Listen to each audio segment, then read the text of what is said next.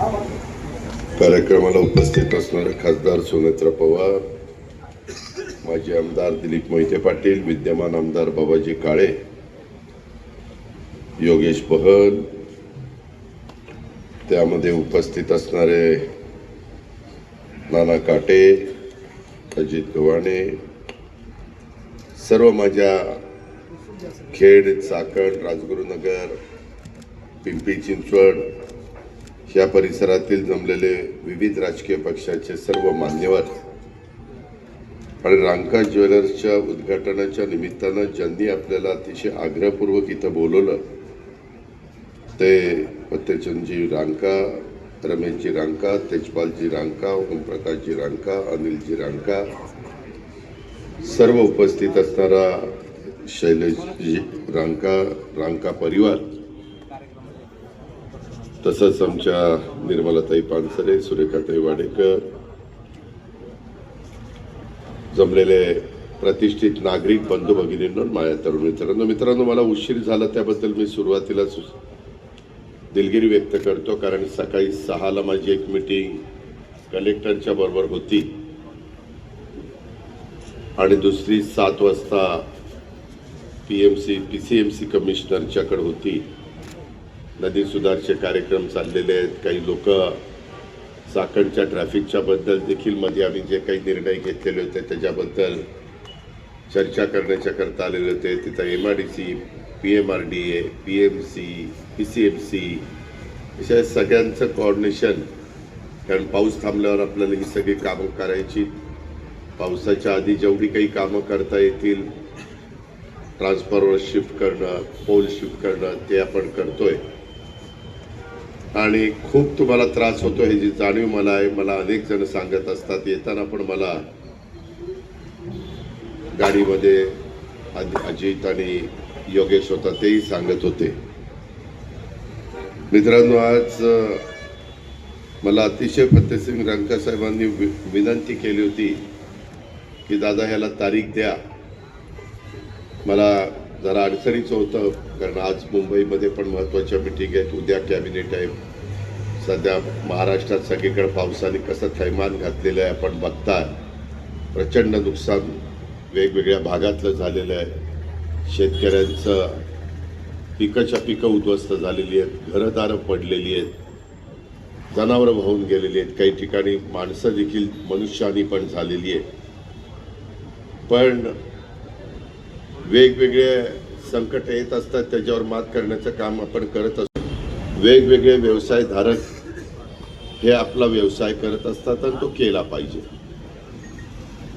तशा पद्धतीनं आपल्या त्या सगळ्या परिसरामध्ये, महाराष्ट्रामध्ये, विशेषतः पुण्याच्या परिसरामध्ये रांका ज्वेलर्स यांचा नावलौकिक फार मोठा आहे.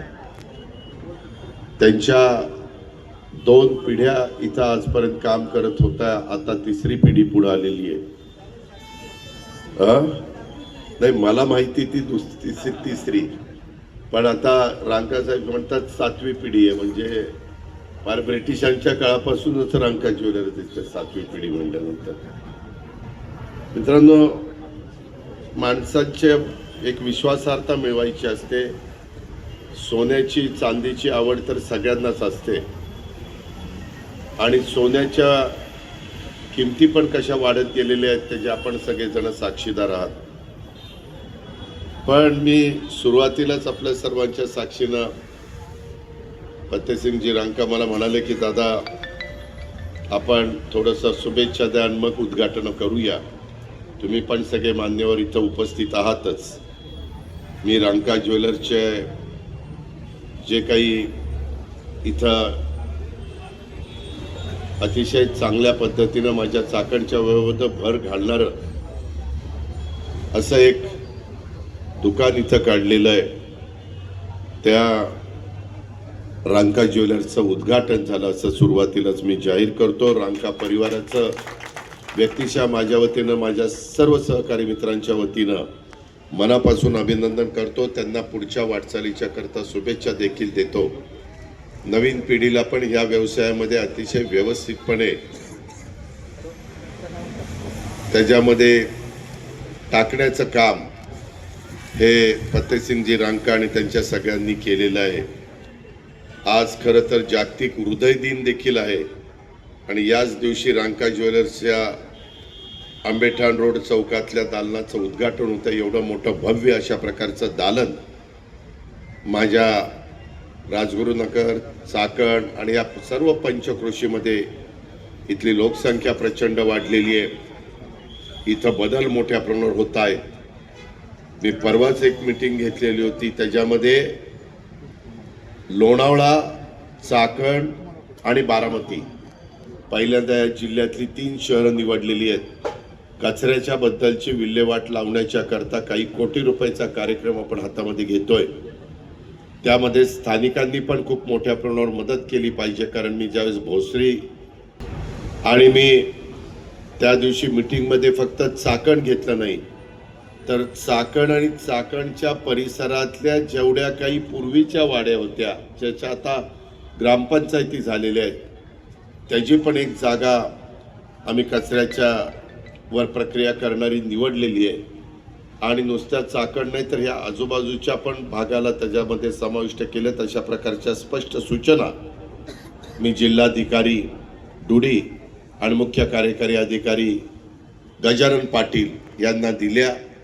त्यामध्ये त्या गावांनी देखील ठराव, कदाचित गजानन पाटलांनी तुमच्याशी संपर्क साधला असेल आणि त्यातून आपण तो मार्ग काढतो। शेवटी शहरं वाढत असताना तिथं चांगले रस्ते, पिण्याचं पाणी, विशेषतः कचऱ्याची विल्हेवाट आणि ज्या काही नागरी सुविधा लागतात त्या सुविधा देणं हे आमचं सगळ्यांचं कर्तव्य असतं आणि त्या कर्तव्याच्या भावनेतनं आम्ही सगळेजण काम करतोय। गेल्या काही दिवसामध्ये सोन्याचे दर बघितले तर सामान्य माणसाचं अक्षरशः त्यांना हृदय धडधडू लागतं की बाबा हे आपल्याला परवडेल का। कारण लहानातल्या लहान माणसापासून आपल्या भारतीयांना सोन्याची प्रचंड अशा प्रकारचं वेड आहे, प्रचंड अशा प्रकारची आवड आहे आणि ही परंपरा सुरुवातीपासून चालत आलेली आहे। परंतु एकंदरीतच लोकांचे राहणीमान बदलत आहे, परचेसिंग पॉवर वाढतीये आणि त्यावेळेस साहजिकच प्रत्येकजण सोन्याचे दुकानामध्ये जाऊन चांगल्या पद्धतीचं सोनं घेण्याचा प्रयत्न करतात। उद्याच्याला कुठला प्रसंग आला तर सोनं त्या बाबतीमध्ये आपल्याला मॉर्गेज पण ठेवता येतं बँकेमध्ये आणि 2 पैसे पण त्यामध्ये नड भागवता येते।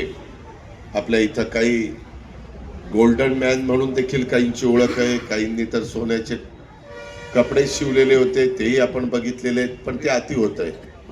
आणि माझं पुरुष मंडळींना सांगायचंय, तरुणांना सांगायचंय की सोनं आपल्या मातेच्या, आपल्या पत्नीच्या, आपल्या बहिणीच्या, लाडक्या मुलीच्या अंगावर शोभून दिसतं, पुरुषांच्या अंगावर सोनं शोभून दिसत नाही। त्याच्यामुळे त्या भानगडीत काही पडू नका।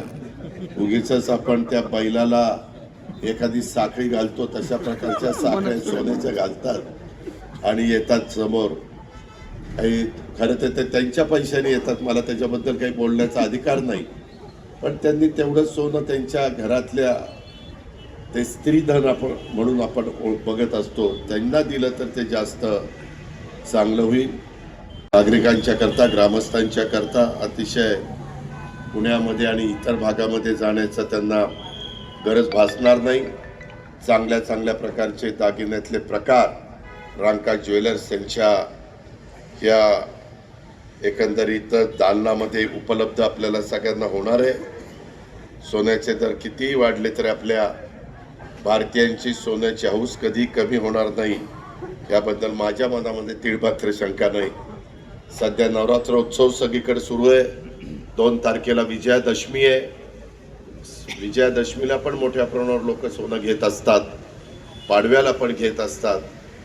3.5 मुहूर्तापैकी 3.5 मुहूर्ताच्या वेळेस अशा पद्धतीचं सोनं घेण्याची परंपरा आहे आणि त्याची एक चांगल्या प्रकारची सोय रांका परिवाराने आपल्या सगळ्यांना उपलब्ध करून दिल्याबद्दल मी फतेसिंगजी रांका आणि त्यांच्या सर्व परिवाराचं मनापासून अभिनंदन करतो, त्यांना मनापासून धन्यवाद देतो आणि या दालनाला अतिशय चांगल्या प्रकारचा प्रतिसाद मिळेल याबद्दल माझ्या मनामध्ये मात्र शंका नाही. अतिशय ग्राहकाला किंवा ग्राहकांच्या विश्वासाला हे दालन निश्चितपणे पसंतीमध्ये उतरेल याबद्दल मला विश्वास आहे. खरं तर मगाशी त्यांनी सांगितलं 7 पिढ्या रांका ज्वेलर्सच्या सोनं चांदी व्यापारामध्ये 146 वर्षाची परंपरा आहे. 146 वर्ष.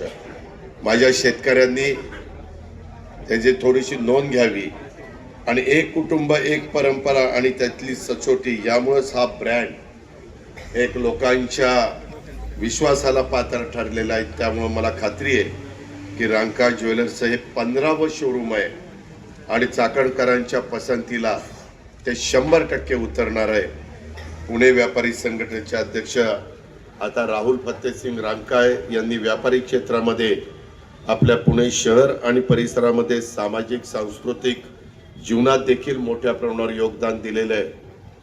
वडिलांची परंपरा, परिवाराची परंपरा ही पुढची पिढी त्या ठिकाणी चालवते. या कार्याचा मी मनापासून गौरव करतो आणि फार आपलेपणाने, प्रेमाने, आपुलकीनं, घरच्याप्रमाणे मला रांका ज्वेलर्सच्या दालनाचं कुठलंही उद्घाटन असलं तरी रांका परिवार, स्वतः फतेसिंगजी रांका बोलवतात आणि त्याच्यामुळे मला त्यांनी कधी निमंत्रण दिलं तर ते काही नाकारता येत नाही. आज मी खूप घाईत आहे तरी देखील मी इथं यायचा निर्णय घेतला. यावेळेस त्यांनी आम्हा दोघाही उभायतांना बोलवलं आणि या दालनाचं उद्घाटन करण्याची संधी दिली. त्यानिमित्तानं साधारण काय कामं चाललेली आहेत, पूरग्रस्तांच्या करता देखील सातत्याने मी, मुख्यमंत्री, उपमुख्यमंत्री सगळ्यांचं आमचं लक्ष आहे. आता मी मुंबईला गेल्यानंतर पुन्हा त्याच गोष्टीच्या मागं मध्ये मी दौरा करून आलो 3 दिवसाचा त्या भागातला आणि त्याच्यातनं आपल्या शेतकऱ्याला पुन्हा स्वतःच्या पायावर कसं उभं करता येईल. ह्या अडचणीच्या काळात एक आपली माणुसकी असते, आपली परंपरा आहे. माझी तुम्हालाही सगळ्यांना विनंती आहे की ज्यांची ऐपत आहे, ज्यांना शक्य आहे, त्यांनी त्या भागात जिथं पूरग्रस्त परिस्थिती निर्माण झालेली आहे त्यांना धान्य असेल किंवा शिधा ज्याला आपण म्हणतो, त्यांना ज्या गरजेच्या गोष्टी असतात, काही साड्या असतील, कपडे असतील, अशा पद्धतीनं औषध, पाणी वगैरे ह्या बाकीच्या सगळ्या गोष्टी देतो. आम्ही पंतप्रधानांना पण विनंती केलेली आहे. देशाच्या पंतप्रधानांना मुख्यमंत्री पण भेटलेले, आम्ही उपमुख्यमंत्र्यांना पण विनंती केलेली, केंद्रातनं पण निधी आणण्याचा प्रयत्न आपण करतोय. परंतु मी देखील 35 वर्ष राजकीय जीवनामध्ये काम करतो. अशा प्रकारचं पाऊस, आत्ताच मला राधाकृष्ण विखे पाटलांचा येताना फोन आला होता. ते म्हणले, दादा एका दिवसात ठराविक तासात 7 इंच पाऊस तिथं पडला. 7 इंच पाऊस, 150 मिलीमीटर, 250 मिलीमीटर, अशा पद्धतीचं सगळं घडलंय. बरीच फुटतूट झालेली आहे, जमिनी खरडून गेलेल्या आहेत. पण आता हे निसर्गाने दाखवलेली जी अवकृपा आहे त्याच्यातनं आपल्याला पुन्हा सावरायचं आहे आणि शिवशाहू फुले आंबेडकरांची ती शिकवण आहे, त्या महाराष्ट्रामध्ये पुन्हा आपल्याला हे सगळं उभं करायचं आहे. निश्चितपणे सगळ्यांच्या मदतीनं आपण ते उभं करू, याबद्दलची खात्री मी आपल्या सगळ्यांना देतो. आणि पुन्हा एकदा आपल्या चाकणच्या परिसरामध्ये रांका ज्वेलर्स या दालनाचं आज जो काही शुभारंभ होता त्याबद्दल देखील, तसंच उद्याचा 2 तारखेचा दसरा, त्याच्यानंतरची दिवाळी आणि त्याच्यानंतरचं नवीन वर्ष हे आपल्याला सगळ्यांना सुखाचं, समृद्धीचं, आनंदाचा, भरभराटीचं जावो अशा प्रकारच्या हार्दिक शुभेच्छा देतो. रांका परिवाराला बोलवल्याबद्दल आणि इथं तमाम माझ्या चाकणकरांच्या वतीनं, राजगुरूकरांच्या वतीनं एक भव्य अशा प्रकारचं दालन उपलब्ध करून सगळ्या आमच्या लाडक्या बहिणींची, मातांची, मायमाऊलींची, मुलींची सोय केली, आमच्या बांधवांची सोय केली, त्याबद्दल त्यांनाही मनापासून धन्यवाद देतो. आणि आपल्या सर्वांच्या वतीनं या रांका ज्वेलर्स दालनाला मनपूर्वक शुभेच्छा देऊन मी या ठिकाणी थांबतो. महाराष्ट्रातील ताज्या घडामोडी पाहण्यासाठी आजच आपल्या न्यूज 15 मराठी या चॅनलला यूट्यूबवर सबस्क्राईब करा. तसेच इंस्टाग्राम आणि ट्विटरवर फॉलो करायला विसरू नका. न्यूज 15 मराठी, आवाज जनसामान्यांचा.